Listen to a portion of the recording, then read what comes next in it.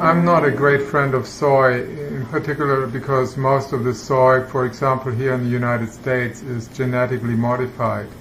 And in fact, up to 95% of it has been genetically altered, and that means it's incompatible with the human body's uptake of nutrients that are contained in the soy. The other problem is that soy is a legume that has antibodies in them, very powerful antibodies that are very difficult to break down. There are also anti-nutrients that basically inhibit the uptake of very important nutrients, particularly vitamins, minerals, and also proteins.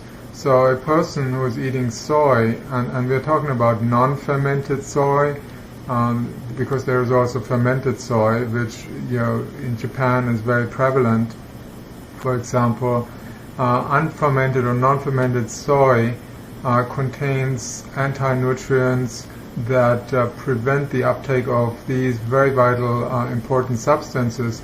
And so people who eat those kinds of foods, like tofu and soy milk, they will have problems with protein uptake, and they may end up having a protein deficiency, even if they believe that, well, soy contains proteins. A lot of vegetarians are eating tofu and other soy products, thinking that they're doing themselves something good there, but in fact they may experience wasting. They may lose weight, they may suffer from severe protein deficiency, because even other healthy proteins that they take in, like plant proteins, like from broccoli or from grains, they are not submitted to the body. They are literally discarded. There are many other issues with soy. For example, there are phytoestrogens in there, which are female hormone-like substances. So if you eat a piece of tofu, you might just equate that with about 3 birth control pills. And we know estrogens taken in larger amounts like that can lead to cancers of the breast and heart disease and stroke. So it's not a good idea to use things that are growing out there, thinking that everything that grows is fit for human consumption.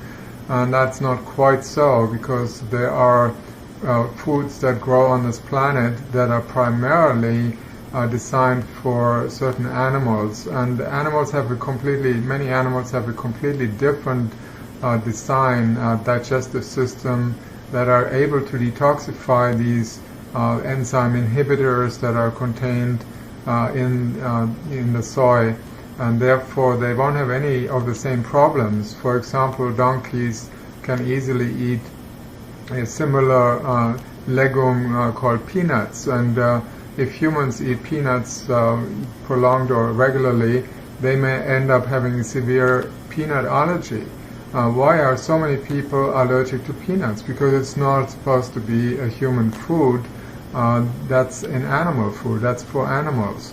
Likewise, we don't go out and pick berries that are beautifully red looking, that are on trees or bushes, thinking that, oh, they look so good, they must be good for me, because they are really meant for birds, and the color attracts the birds so that they can see them and find them and eat them. And if humans eat them, they get poisoned. So not everything that grows on this planet is good for everyone. If it's a processed food that contains as one of the ingredients soy, then you know it's a processed food, and manufactured foods are pretty worthless for the body. The body does not likely take up nutrients contained in these foods, because they don't contain any life force. There's nothing living in there. It just depletes the body's enzyme reserves and nutrients. And in order to process it out of the body has to come up with an enormous amount of energy. If you keep doing that on a day-to-day basis, then you may make yourself sick because of it. there are many things in soy, and so it's not just the proteins. The proteins are not the real problem. It's the phytoestrogens, the enzyme inhibitors, the anti-nutrients.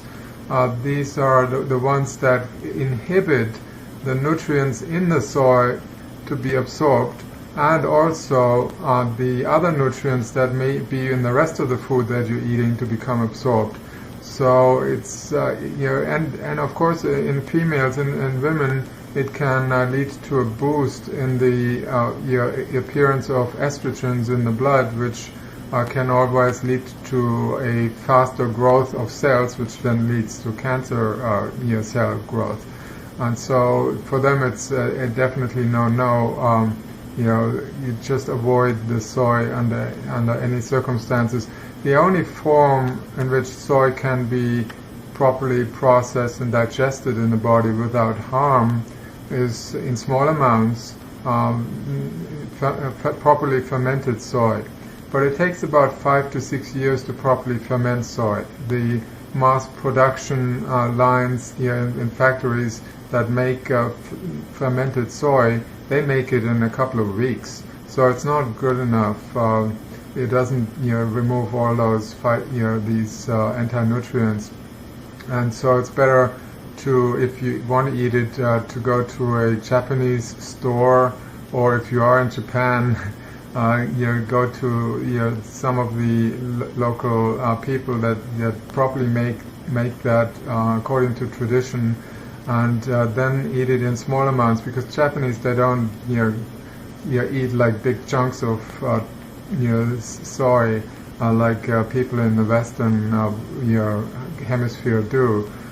They eat very, very small amounts. It's like a condiment, like an addition to their food, and it's not something that they make their main part of the food.